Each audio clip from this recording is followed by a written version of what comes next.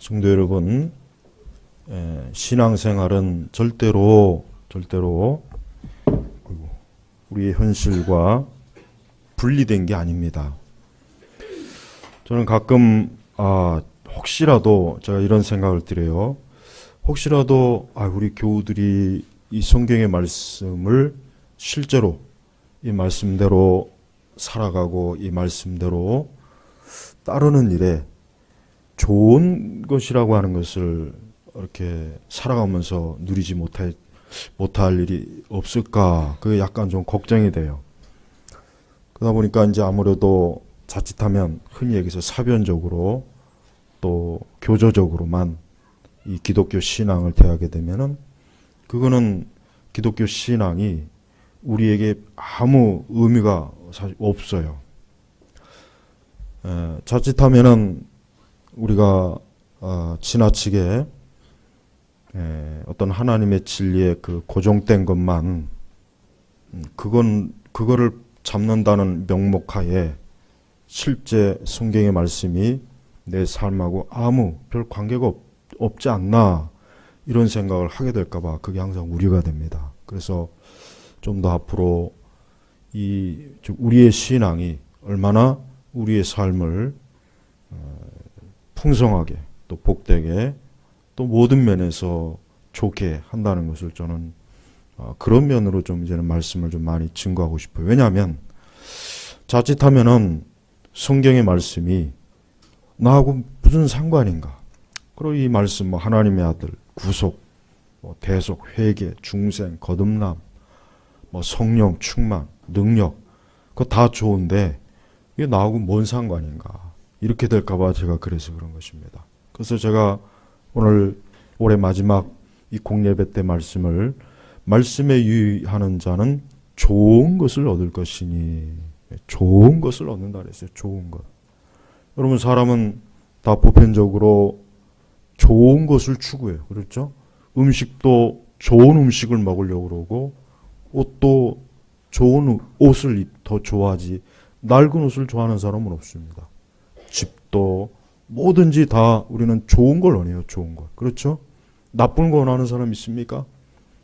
심지어 결혼 상대자도 좋은 사람을 원하지 나쁜 사람을 원하는 사람은 없어요. 뭐든지 그래요. 우리 사람은 좋은 걸 원해요. 좋은. 하나님 그걸 너무 잘 아시는가. 하나님이 사람을 창조했기 때문에 좋은 걸 원하는 걸. 이게 사람의 본성이란 말이에요. 그런데 그러면 우리가 살아가면서 좋은 것을 얻는 게 좋죠. 그렇죠?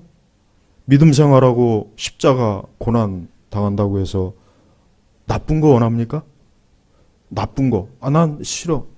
나는 그냥 평생에 사막에서 혼자 음악 짓고 거기서 말씀 읽으면서 기도하고 살 거야. 그럴 수 있어요. 그렇게 하고 싶으면 산속에 가서 그럴 수도 있어요. 근데 하나님께서는 우리 성도들에게 하나님의 사랑과 은혜와 그 하나님의 능력으로 우리 성도들이 이 땅에 사는 동안 좋은 것을 누리는 걸 하나님 기뻐해요. 그래서 이 말씀이 있는 거예요. 근데 단 전제가 뭐냐? 전제가 있어요. 그냥 하나님께서 좋은 걸 주지 않습니다. 전제가 뭐냐? 여기 보니까 말씀에 유의하는 자. 이게 중요한 거예요. 말씀에 유의하는 자. 말씀에 유의하는 자. 여러분 솔로몬이 첫 번째 성전을 이렇게 보면은 거기에 엄청나게 많은 금이 들어갔어요. 이 솔로몬의 첫 번째 성전의 규모가 우리 이 건물만 할 거예요. 대략 이 건물만 해요. 지금 이 건물만 합니다. 그렇게 크질 않습니다. 크질 않지만 이교 당시 애굽이나 바벨론이나 그 이방 신전에 비하면은 진짜 너무 작죠. 그렇지만은 솔로몬은 하나님 앞에 바치는 그 성전을 금으로 완전히 금으로 다 도배를 해봤어요. 금으로 엄청나게 그 금이 많이 들어갔습니다. 성경 읽어보시면 알아요. 거기에 하여튼 좋은 건 다 들어갔었던 거. 금은 보석. 다윗이 자기가 비록 성전을 못 짓지만 그러나 그 성전을 재료는 다윗이 아주 있는 힘껏 부족하지 않게 다 모아갖고 솔로몬은 그 재료를 가지고 첫 번째 성전을 지었단 말이에요. 그래서 뭐 금, 은, 보화, 보물을 다 처발랐어요. 아주 그냥 번쩍번쩍하게. 근데 어떻게 됐습니까? 나중에 그게 결국은 다 이방 민족들한테 완전히 다 첫 번째 성전이 파괴돼 버렸어요. 왜 파괴됐습니까? 그들이 말씀을 순종하지 않으니까 그런 거예요. 그러니까 우리는 하나님께서 아무리 성전에다가 금과 은과 보석 모든 좋은 것들을 다 갖다 발라도 하나님께서 가만히 보시니까 자기 백성들이 말씀에 순종하지 않는 거예요. 그러니까 하나님께서는 내가 저따위 성전 갖고 내가 너희들을 축복하겠냐. 너희가 내 말에 순종하지 않으면은 저런 성전 100개, 1000개도 나는 필요가 없다는 거예요. 그러니까 하나님께서 이방인의 손에 의해서 완전히 그냥 첫 번째 성전을 다 부서뜨리고 다 그냥 그 성전의 보물 그 좋은 거 다 뜯어가게 했어요. 누구의 손으로? 이방인의 손으로. 그러니까 우리의 신앙은 뭡니까? 우리의 신앙은 하나님의 말씀으로 우리의 신앙이 형성이 돼야지 말씀에 유의하지 않는 신앙은 아무 소용이 없는 거예요. 내가 여기서 꼭 강조하고 싶은 거는 아무리 교리와 신조를 잘 배우고 웨스턴민스터 소요리를 다 외우고 하이델베르그를 다 외우고 뭐 기독교 강의도 통째로 다 외운다고 해도 성경의 말씀에 순종하지 않으면 아무 소용이 없는 거랍니다. 이게 기독교 신앙이에요. 그래서 하나님께서는 제일 기뻐하는 게 뭐냐면 하나님 말씀을 따르는 걸 가장 좋아합니다. 그래서 신명기 4장 보면은 4장 2절에 내가 너희에게 명령하는 말에 한마디도 더하거나 빼지 마라. 너희는 내가 너희에게 명하는 여호와 너희 하나님의 명령을 지켜라. 지켜라. 응? 그러면서 하나님께서 또 무슨 말씀을 했냐면 8절에는 이런 신명기 4장 8절에 이런 말씀이 있습니다. 오늘 내가 너희에게 주는 이 모든 율법과 같은 올바른 교례와 법도를 가지고 있는 위대한 나라가 어디 있겠느냐. 어디 있겠느냐. 이거. 우리는 하나님께서 우리에게 말씀을 주신 것을 가장 큰 축복으로 여기는 거예요. 가장 큰 축복으로 여겨야 돼요. 그러니까 하나님께서 이스라엘 백성들에게 율법을 주시면서 너희 이 세상에 어떤 민족이 어떤 종족이 하나님의 말씀을 받았느냐. 없지 않느냐. 이게 없지 않느냐. 근데 이스라엘 백성들은 그 긴 역사 동안에 어쩌면 그렇게 하나님 말씀을 불순종하고 말씀에 유의하지 않았어요. 말씀에 유의하지 않은 거예요. 그러니까 이스라엘 백성들이 나중에 솔로몬 성전도 그 엄청난 화려한 성전을 짓지만 나중에 다 부서졌죠. 두 번째 성전은 너무 초라해가지고 첫 번째 성전을 본 노인들은 그걸 보고 울었어요. 물론 감격해서도 울었겠지만 너무 초라하거든요. 두 번째 성전은. 그러니까 우리는 하나님의 말씀에 유의해야 돼요. 여기서 유의하라는 건 뭐예요? 말씀을 삶의 기준으로 삼는 거예요. 말씀을 모든 일의 기준으로 삼는 게 말씀을. 그게 바로 유의한다고 하는 가장 첫 번째. 우리는 성경의 말씀을 모든 면에서 어때요? 이 말씀대로 내가 따라야 돼요.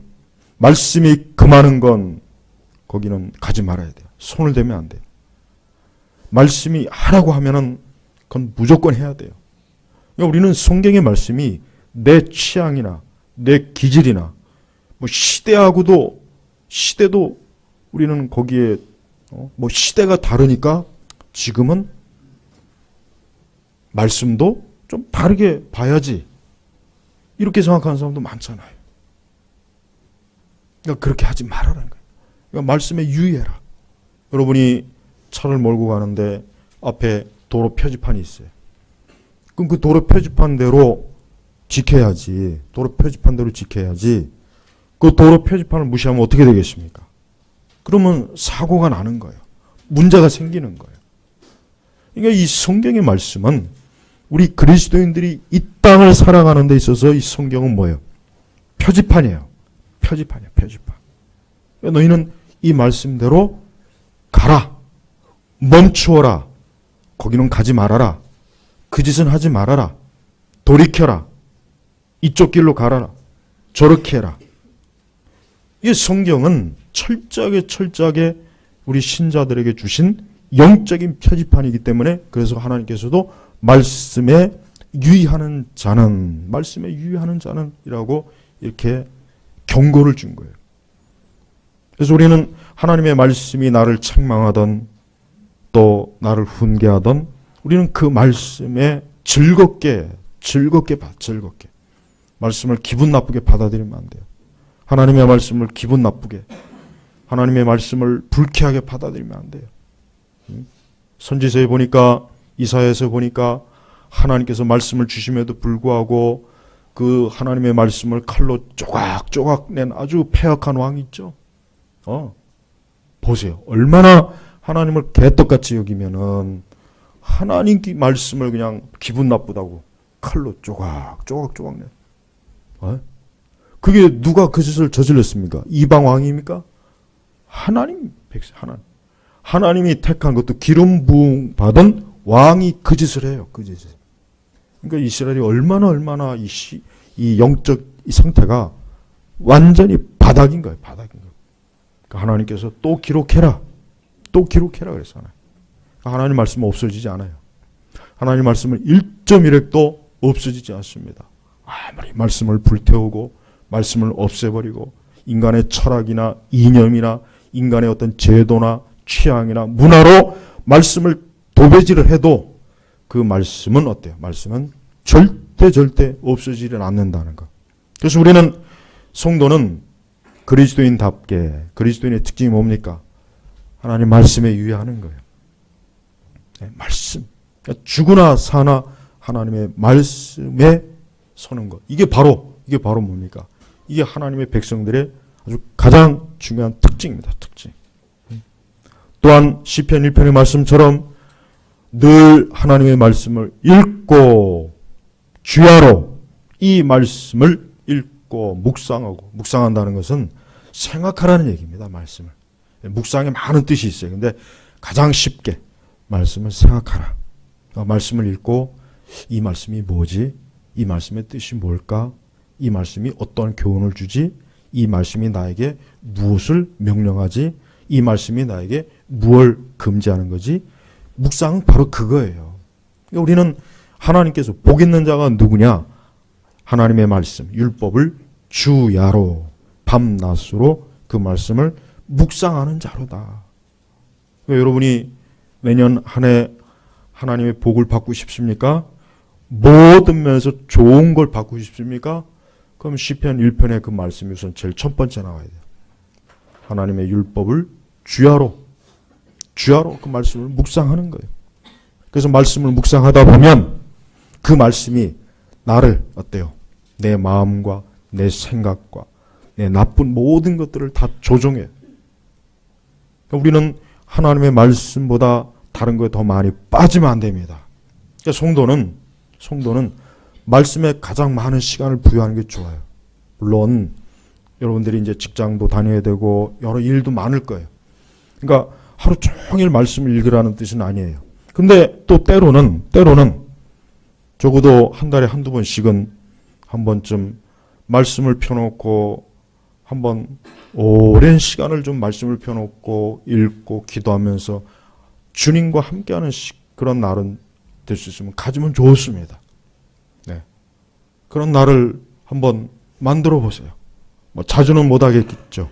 그러나 여러분이 한 달에 한두 번씩은 오늘은 내가 성경의 말씀을 가지고 이 말씀을 통해서 주님의 뜻을 알고 구하는 시간, 주의 하신 말씀대로 이 말씀을 주야로 묵상하는 사람, 읽는 시간. 그래서 그 말씀대로 내가 살아가는데 그 말씀이 나를 지배하도록 그런 시간을 때때로 가지는 게 굉장히 좋습니다. 그러니까 그런 시간을 가지면 좋다는 거예요. 그런 시간이 없는 것보다는 있는 게 좋은 거예요. 있는 게 좋은 거예요. 그래서 말씀을 읽는 것은 주님을 만나는 것입니다. 자, 요한복음 1장에 뭐라 그랬습니까? 요한복음 1장에 보면은 이런 말씀이 있습니다. 태초에 말씀이 계셨다. 요한복음 1장 한번 펴보시겠어요? 태초에 말씀이 계셨다. 뭐가 계셨다요? 말씀이 계셨다. 여기 말씀과 잠언 16장 20절 말씀과는 같은 말이에요. 같은 말입니다. 요한복음 1장 태초에 말씀이 계셨다. 그 말씀이 하나님과 함께 계셨으니 그 말씀은 하나님이셨다. 그분은 태초에 하나님과 함께 계셨다. 만물이 그분을 통하여 창조되었으며 창조된 것 중에 그분 없이 창조된 것은 하나도 없었다. 그분 안에 생명이 있었으니 그 생명은 사람들의 빛이었다. 그 빛이 어두움에 비쳤으나 어두움이 그 빛을 깨닫지 못하였다. 이게 지금 누구를 말씀하시는 겁니까?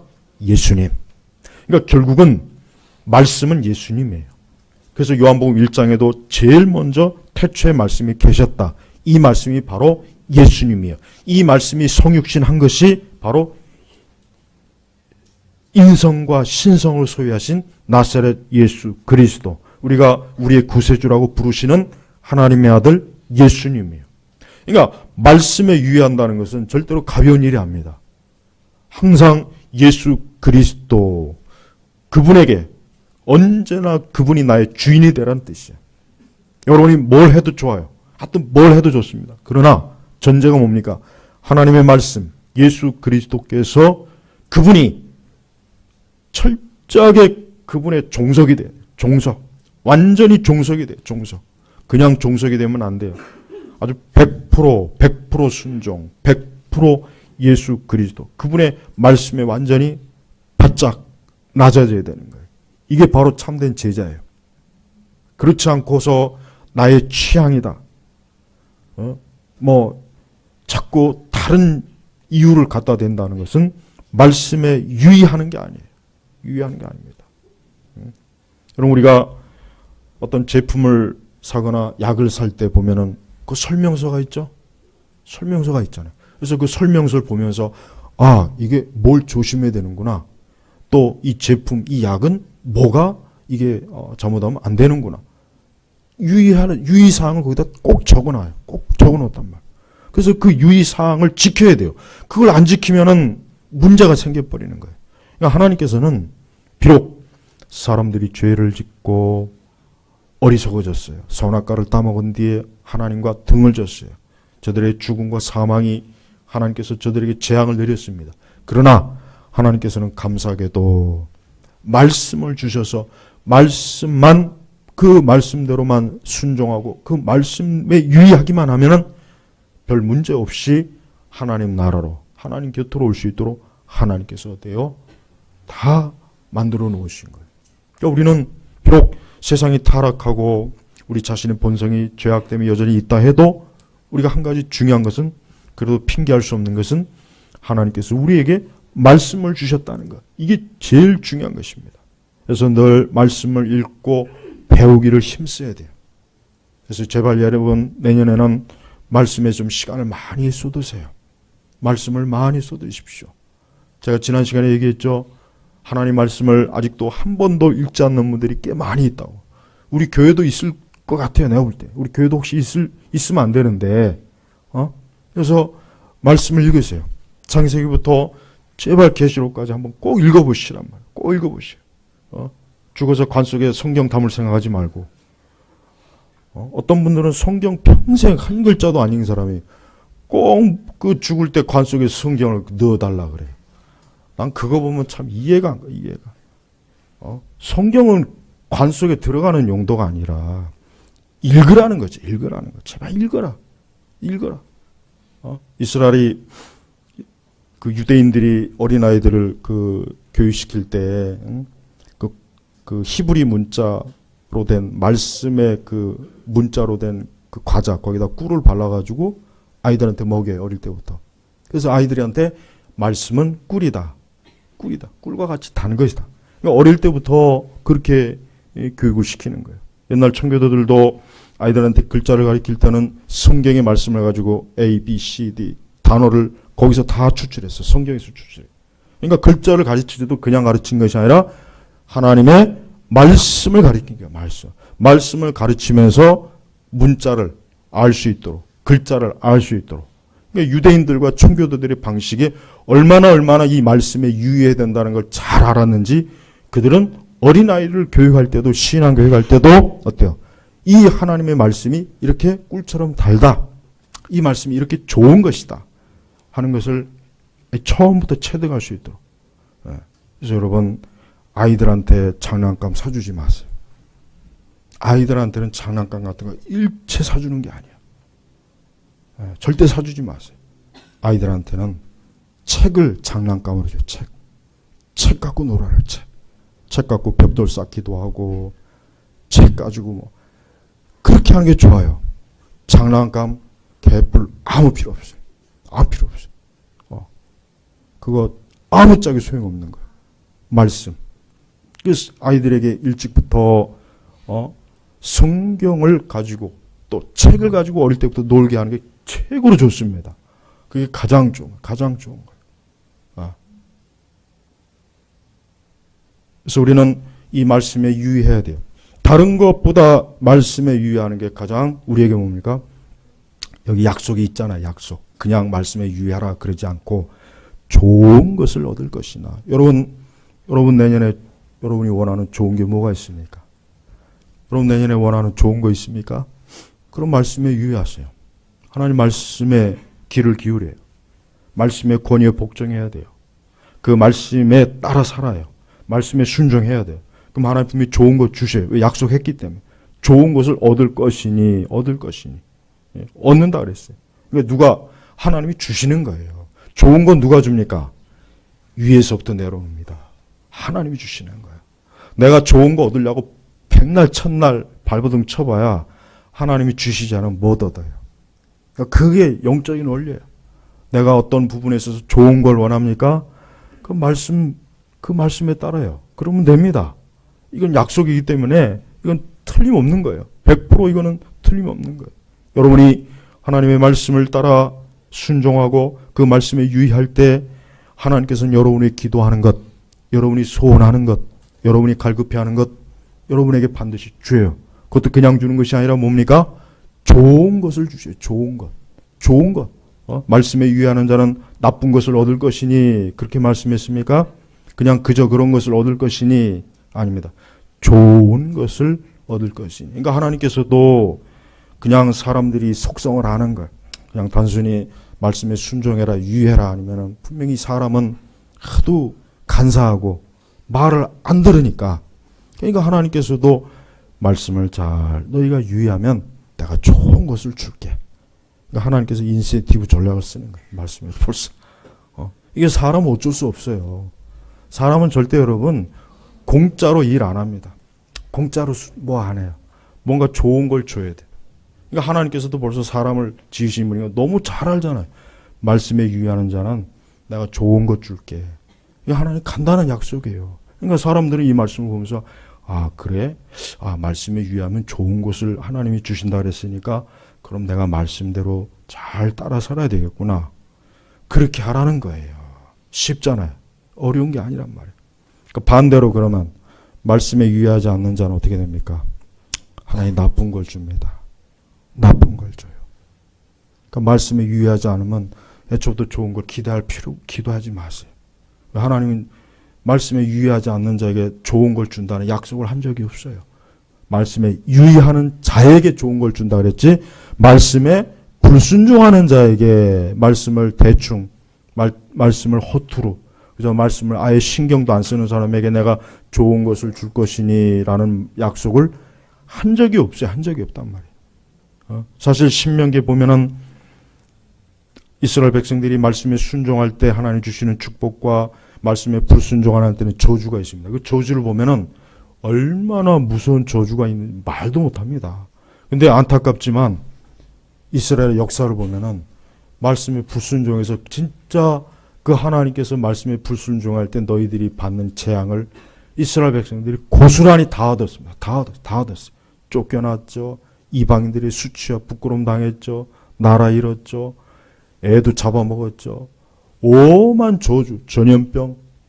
그러니까 보세요. 하나님께서 분명히 내가 너에게 두 가지를 약속하겠다. 너희가 내 율법, 내 말씀을 지키면 내가 이러이러한 축복을 줄 것이지만 너희가 내 말에 순종하지 않으면 이러이러한 재앙을 내가 너희에게 아예 퍼붓겠다.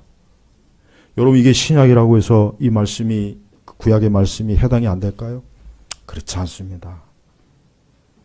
하나님 믿지 않는 사람들은 말씀에 유의하지 않는 사람이기 때문에 저들은 좋은 것을 누리지 못해요. 지금도. 절대 지금 좋은 건 누리는 게 아닙니다. 그러니까 하나님 믿지 않는 사람 부러워하지 마십시오. 하나님 믿지 않는 사람 하나도 부러워할 게 없어요. 왜? 저들은 하나님을 믿지 않기 때문에 지금 저들에게 좋은 것은 좋은 게 아니라 사실 하나님께서 저들에게 재앙을 내리려고 잠깐 좋은 거로 위장한 것뿐이에요. 그러니까 제발 하나님 믿지 않는 사람의 형통함을 부러워하지 말라고 성경은 누누이 얘기하지만 이게 좀처럼 안 믿어요. 안 믿는 것 같아요. 제발 말씀에 유의해야 돼요. 그럼 하나님께서 좋은 것을 얻는다 그랬어요. 그러니까 말씀을 따라 살아갈 때 하나님께서는 그에 합당한 대가를 하나님이 지불해 주십니다. 이게 하나님께서 주시는 은혜예요. 이게 특권이에요. 하나님의 백성들은 하나님의 말씀에 따라서 받는 거예요. 받는 거. 그러니까 내년 한 해도 여러분이 좋은 걸 얻고 싶어요? 좋은 날 보길 원합니까? 그럼 제발 말씀을 따르십시오. 우리는 너무 모순이 많아요. 하나님 말씀에 유의하지도 않으면서. 그러면서 하나님께 왜 하나님 나에게 복을 주시지 않습니까? 왜 나에게 이렇게 좀 박대하십니까? 왜 하나님 나를 이렇게 왜 이렇게 합니까? 우리는 하나님 앞에서 마땅히 하나님께 따라야 될 것은 안 따르고 그리고 자꾸 하나님 앞에 왜 하나님 이럽니까? 원망을 해요. 하지만 자기 자신을 돌아보란 말이에요. 내가 그러면 그만큼 하나님의 말씀에 순종하고 있는지, 그분을 따르고 있는지, 그분을 경외하고 있는지를 한번 생각해 보란 말이에요. 그걸 생각한다면 금방 답이 나오는 거 아니겠어요? 그러니까 제발 말씀에 유의하십시오. 그럼 반드시 하나님께서 좋은 걸 주신다 그랬어요. 그러나 말씀에 유의하지 않으면 그런 좋은 걸 얻을 수 없습니다. 모든 일에 그의 길은 어둠이에요. 환난입니다. 질병입니다. 책망입니다. 어려움입니다. 고통입니다. 말씀에 유의하지 않으면 그 앞길은 단 한 줄기의 빛도 없어요. 단 한 줄기의 빛도 없어요. 그래서 하나님께서는 이런 명령과 이런 약속을 하신 이유는 뭐냐면 하나님은 이와 같은 방식대로 세상을 이끌기 때문에 그래요. 이끌기 때문에. 이 세상이 근본적으로 이 모양 이 꼴이 된 것은 말씀에 유의하지 않으니까 그런 거예요. 그러니까 한 사회나 국가도 마찬가지입니다.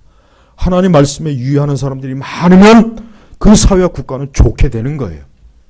그러나 하나님 말씀에 유의하지 않는 사람이 많으면 그 사회와 국가는 좋은 일이 없어요. 재앙이에요. 맨날 나쁜 일만 생기네. 국가적으로 재앙이에요. 우리나라 교회가 말씀에 유의하지 않죠. 우리나라 교회는 말씀에 유의하지 않아요. 그냥 말씀을 다 희석화시켰어요. 아까 신명기 4장에 보면 분명히 그랬어요. 4장이죠. 내가 너희에게 명령하는 말에 한마디도 더하거나 빼지 마라 그랬는데 너무 많이 빼요. 다 빼버렸어요. 다 남는 게 없어요. 남는 게 없어요. 너희는 내가 너희에게 명령하는 여호와 너희 하나님의 명령을 지켜라. 그러니까 절대 너희 거기다 더하지도 말고 빼지도 말라 했잖아요. 로마 천주교는 더하는 쪽이에요. 로마 천주교 더해요. 성경에 없는 전통을 엄청나게 갖다 붙이죠. 근데 우리 개신교는 어때요? 반대로 다 빼버리잖아요. 이거 불편해, 저거 불편해, 이거 싫어, 저거 싫어, 이거 시대에 맞지 않아, 이거 내 취향에 맞지 않아, 이거 내 분위기에 맞지 않아. 난 신앙생활도 분위기 따져 하는 인간들 보면은 도대체가 이해가 안 가. 어떻게 신앙생활을 분위기 따져 합니까? 신앙생활을 어떻게 분위기를 따져가면서 그러니까 카페 형태의 교회들이 나오는 거예요. 커피숍 차려놓고 거기서 주일날 예배드리고 그건 교회가 아니에요. 그건 교회가 아니란 말이에요. 그걸 교회라고 생각하는 사람들은 그건 미친 거예요. 하나님의 말씀을 우리가 하나님에 대한 신앙은 분위기를 가지고 하나님을 믿는 게 아닙니다. 하나님의 말씀 그 진리대로 우리가 믿는 것이고 교리대로 믿는 것이고 하나님의 말씀 그 자체로 하나님을 믿는 것이란 말이에요. 그러니까 어떤 일이 있어도 우리는 우리의 신앙이 말씀으로 규정돼야 됩니다. 내 신앙이 옳고 그른지를 무엇으로 규정하겠습니까? 내 신앙이 말씀에 맞느냐 맞지 않느냐 그거에 결정되는 거예요. 내 신앙이 어떤 식으로든 간에 말씀과 맞지 않으면 우리의 신앙 가짜예요. 잘못된 겁니다. 그건 그릇된 신앙이에요. 누가 뭐래도 그건 그릇된 신앙인 거예요. 그러니까 철저하게 말씀에서 규정되는 거예요. 그러면서 20절 끝에 보면은 여호와를 신뢰하는 자가 뭐라 했습니까? 복되다. 이 얘기는 뭡니까? 말씀에 유의하는 자가 하나님을 신뢰하는 자입니다. 결국 이 얘기예요. 우리는 하나님을 신뢰하느냐 신뢰하지 않느냐를 뭐로 보면 아냐면 그가 하나님의 말씀을 유의하느냐 하지 않느냐에 따르는 거예요. 주일을 성수하라고 했으면 성수하는 거죠. 그죠? 또 죽도록 충성하라 했으면 죽도록 충성하는 거죠. 기도하라고 했으면 기도하는 겁니다. 그 말씀이에요. 우린 계명도 보십시오. 십계명도. 그게 말씀이에요. 말씀. 그러니까 절대 말씀을 유의해서 이 뱀이 하와를 속일 수 있었던 근본적인 이유가 뭐냐면 이것입니다. 잘 보면은 하와의 생각에 하나님의 말씀대로 하면 오히려 네가 더 안 좋아져, 더 나빠져. 이 생각을 집어넣은 거예요. 그러니까 하와가 가만히 생각해 보니까 아 그렇네. 하나님께서는 마치 우리를 위하는 척하면서 사실은 하나님 말씀대로 하면 오히려 안 좋겠구나. 눈이 밝아지니까 하나님 이걸 싫어하나 보다.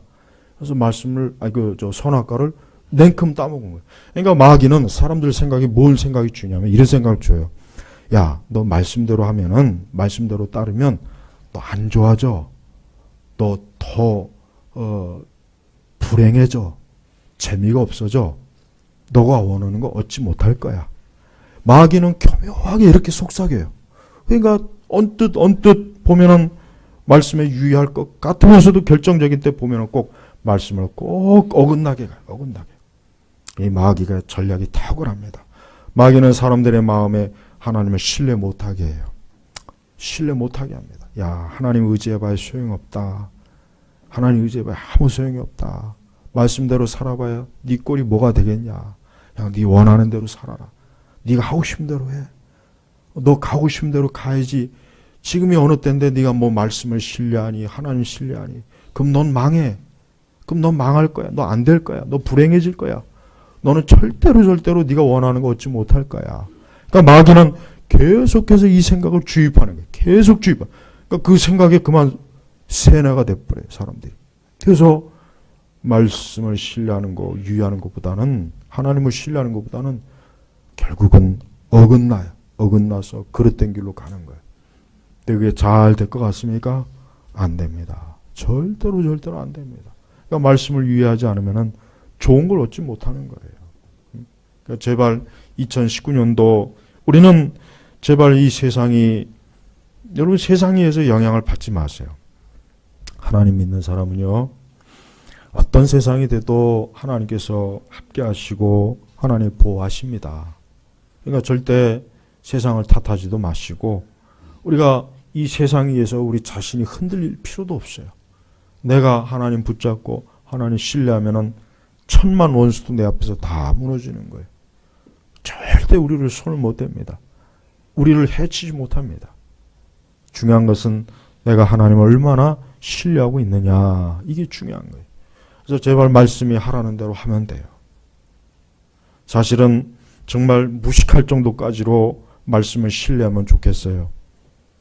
정말 바닥을 볼 때까지라도 말씀을 유의하면은 거기서 기적이 나타납니다. 놀라운 능력이 나타나는 거예요. 성경은 전체 기록을 보면은 아시겠지만은 이 하나님의 말씀을 유의하는 자와 유의하지 않는 자 두 부류를 나눠요. 사람은. 그러니까 말씀에 유의하면 하나님께서 다 건져주시잖아요. 다 건져주죠. 보호해 주시죠. 길을 인도해 주시죠. 그의 기도를 들어주시죠. 그의 모든 인생을 하나님이 복되게 하십니다. 그러나 말씀을 유의하지 않으면 냉수 한 잔도 없어요. 국물도 없어요. 그러니까 하나님은 냉정한 분이에요. 하나님 계산적인 분입니다. 하나님만큼 계산 잘하는 분은 없어요. 그래서 하나님 말씀에 따라 그 말씀을 순종하고 따르면은 반드시 하나님께서 그의 앞길에 그의 삶에 좋은 것들을 펼쳐주시지만 그러나 하나님 말씀에 유의하지 않으면은 그 앞길에 하나님께서 뭡니까? 가시밭길을 줘. 가시밭길. 계속 가면서 그 발이 가시에 막 찔리게 만들어요. 가다가 가시에 찔리면 얼마나 고통스럽지 않겠습니까? 힘들잖아요. 그 말씀에 유의하지 않는 사람에게는 하나님께서 그 길이 사곡하고 험하다 그랬어요. 그러니까 말씀에 순종하지 않으면 길이 평안이 없습니다. 계속 환란이에요. 계속 환란이고 안 좋은 일 일어나고 재앙이 일어나고 자꾸 될 것 같으면서도 안 되고 자꾸 그냥 그 삶이 어때요? 쪼그라들어요. 진짜 그렇습니다. 하지만 하나님의 말씀대로 하면은 하나님 그런 것들을 다 하나님의 손에서 하나님의 능력과 권능에서 하나님이 다 해결해 주시는 거예요. 우리 성도들의 인생과는 다른 게 아닙니다. 우리 성도들의 인생과는 하나님 말씀으로 살고 말씀으로 일어나고 그것이 하나님을 신뢰하는 것이고 그것이 하나님을 의지하는 것이에요. 그게 가장 좋은 거예요. 우리 예수님께서도 항상 예수님을 찾아오는 자들에게 예수님과 함께하는 자들에게는 언제나 그들이 말씀에 유의한 것으로 인정해서 그들에게 좋은 것들을 베풀어 주지만 그러나 예수님을 떠난 자들은 말씀에 유의하지 않는 자들이에요. 그래서 성경에 예수님을 떠나서 좋은 것 본 사람이 있습니까? 없잖아요. 말씀을 떠나서는 좋은 게 없습니다. 말씀을 떠나서는 하나도 좋은 일이 없어요. 그래서 제발 여러분 말씀에 유의하십시오. 물론 말씀에 유의하려면 마귀가 방해합니다. 세상을 방해할 겁니다. 여러분의 주변의 악인들이 여러분을 꾀일 거예요. 그냥 놔두질 않아요. 우리가 말씀에 유의하도록 마귀와 세상과 악인들이 그냥 내버려 두질 않습니다. 그걸 회방합니다. 고의적으로 회방합니다. 여러 온갖 그 사악한 계략으로 우리를 어때요?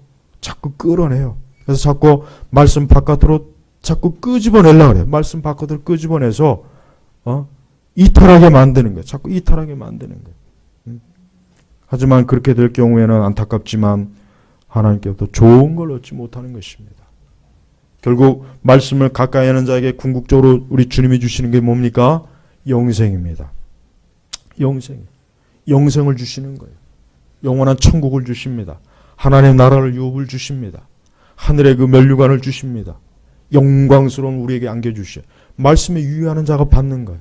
그러나 말씀에 유의하지 않은 자는 바깥 어두움에 이를 갈매 있으리라. 바깥 어두움에 이를 가는 거예요. 바깥 어두움에. 여러분 바깥 어두움에 있고 싶습니까? 아니면 빛의 천국 안에 있고 싶습니까? 당연히 천국 안에 있고 싶을 거예요. 그러려면 말씀에 유의해야 돼요. 우리는 말씀에 유의하지 않고 나는 믿음으로 구원받았어 하는 사람들이 꽤 많아요. 참 꿈도 커요.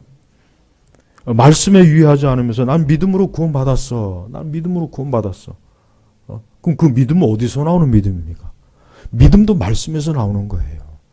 그런데 말씀에 불순종하면서 나는 믿음으로 구원받았어 하면 도대체 그 구원은 누가 주는 구원이야? 난 그것도 이상해.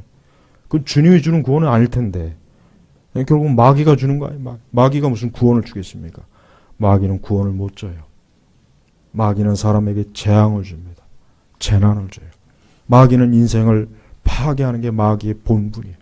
우리 마귀에게 좋은 걸 얻을 수 없어요. 그러니까 제발 말씀에 유의하십시오. 내년 2019년도 복잡하게 생각할 것도 없어요. 복잡하게 생각하지 말고 말씀에 유의하자. 그래, 내 말씀대로 살자. 내가 다시 한번 말씀에 유의하자. 내가 알고 있는 말씀, 내가 읽고 있는 이 말씀대로 내가 따라가자. 그럼 분명히 하나님께서 약속하셨으니까 내 인생에 분명히 좋은 것들을 얻게 하실 것이다.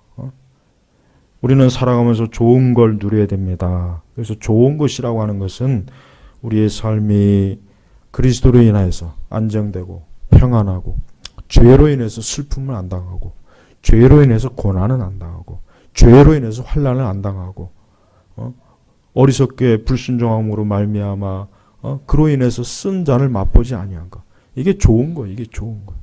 네? 여러분 이 세상에 수많은 사람들의 삶을 보면은 비극적이고 비참하고 참 악한 인생을 사는 사람들이 많아요. 왜 그렇겠습니까? 원인이 뭐가 있겠습니까? 말씀에 있는 거예요. 말씀에 있는 거예요. 그래서 아까 요한복음 1장에도 그분 안에 생명이 있었으니 그 생명은 사람들의 빛이었다 그러잖아요. 그러니까 말씀이 있는 사람은 빛이 있는 거예요. 그러나 말씀이 없는 사람은 빛이 없는 겁니다. 빛이 없다는 건 뭐예요? 빛이 없다는 것은 어둠이죠. 어둠. 어둠인가? 캄캄한 어둠이 어둠. 캄캄한 어둠이라 거기는 소망이 없습니다. 생명이 없습니다. 계속해서 어둠이 계속 밀려오는 거예요. 밀려.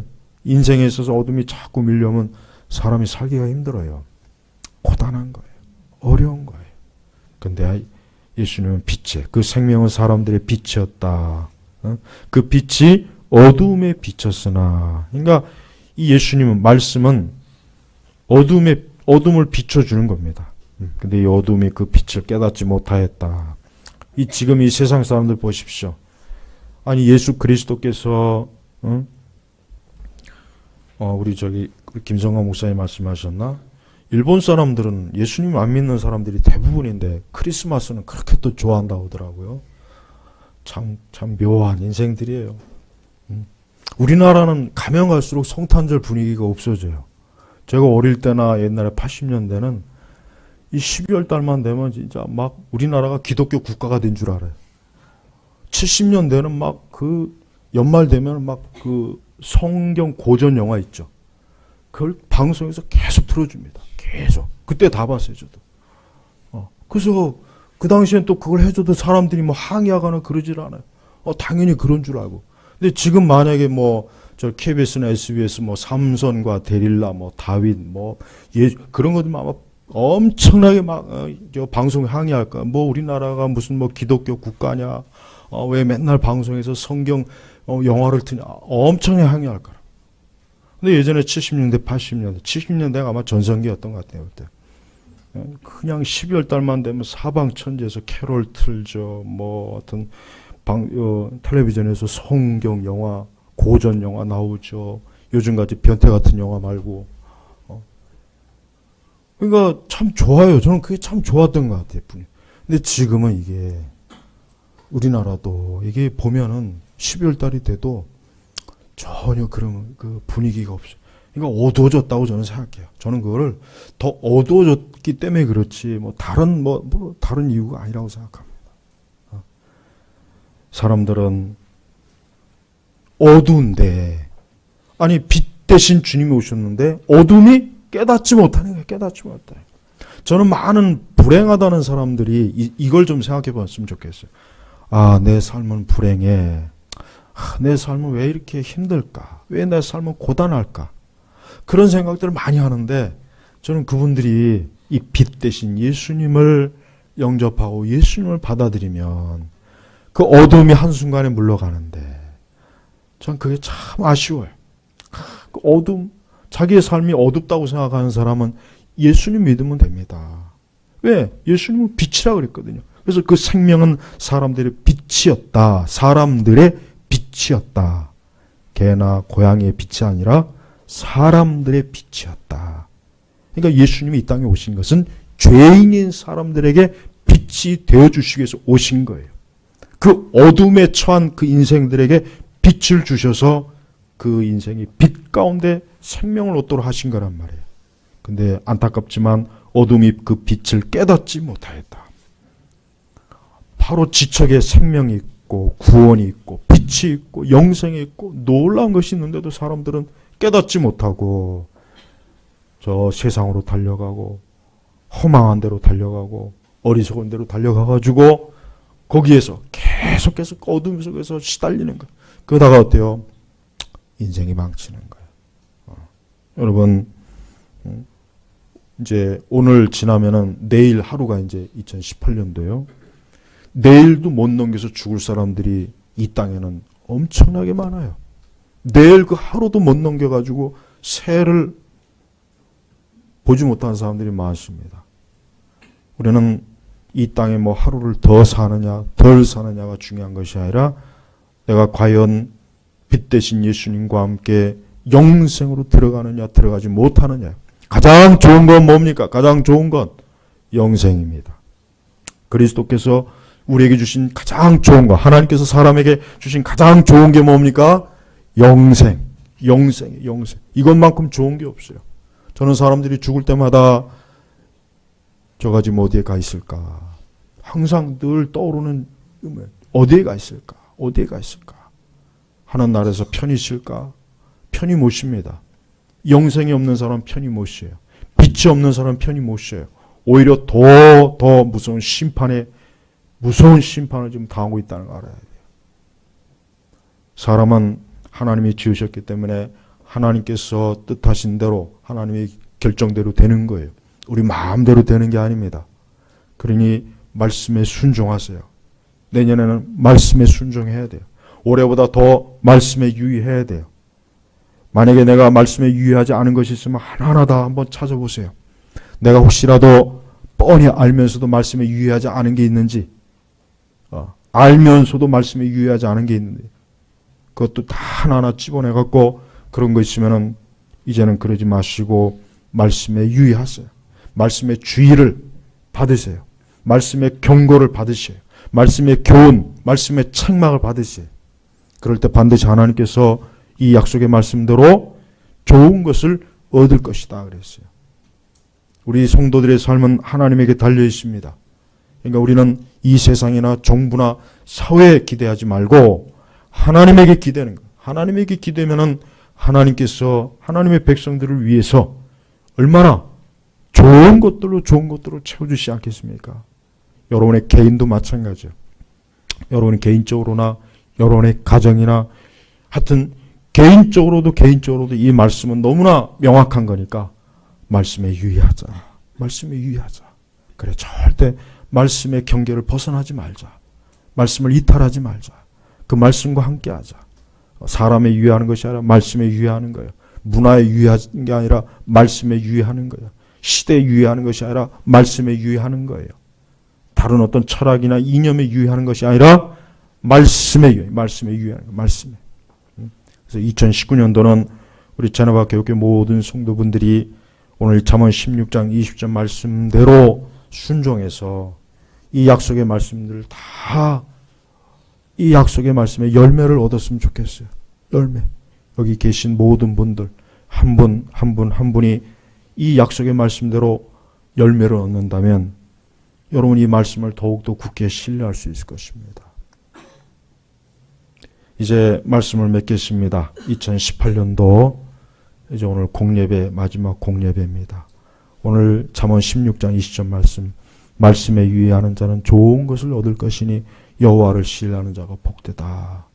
이 말씀이 우리 모든 성도들의 그 심령 속에 이 말씀의 씨앗이 뿌려지고 또 이 말씀이 앞으로 30배, 60배, 100배 결실을 맺어서 여러분의 삶에 좋은 것들이 하나님께로부터 오는 위에서부터 오는 좋은 것들이 열매를 풍성하게 맺으시기를 예수님의 이름으로 축복합니다. 기도하겠습니다. 하나님 아버지 감사합니다. 오늘도 이제 2018년도 이제 주일 오후 예배를 마쳤습니다. 주님, 우리가 사는 모든 날과 모든 때 항상 하나님께 예배드리고 교회를 섬기고 영적 생활을 잘하므로 이 다음에 또 천국에 들어갈 때도 주님의 기뻐하심을 입은 우리 성도들이 되도록 이끌어 주시옵소서. 이 교회를 위해서 또 수고하고 힘쓴 우리 모든 교우들을 축복해 주시고 또 이후에 있을 또 우리 송년 모임에 또 우리 예수님이 함께 해주시고 거룩한 친교의 모임이 되게 하옵소서.